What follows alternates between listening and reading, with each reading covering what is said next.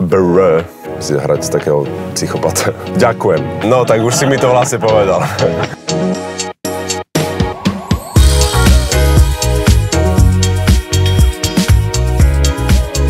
Z takého všeobecného hľadiska, akože z každej strany, to bude asi od Billie Eilish No Time to Die.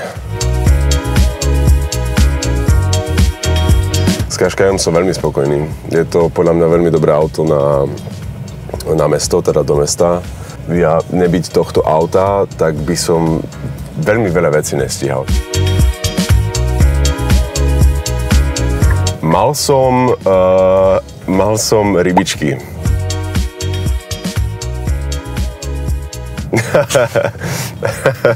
Áno, no.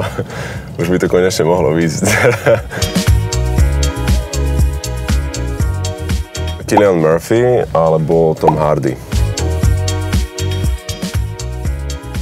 Veľmi by som si chcel vyskúšať postavu, ktorá je dramatická. Cezara! Ježišmária, Cezara. Ja som dokonca na škole hrával Caligulu. Keď som mal pocit, že nám vyšla nejaká repríza na škole. Ja som znamenie rak. Jasné.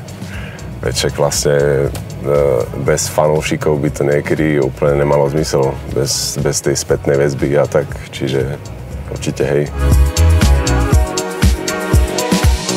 Áno, snažím sa chodiť do fitka pravidelne a v poslednej dobe chodievam dosť veľa na volejbal. To ma strašne baví.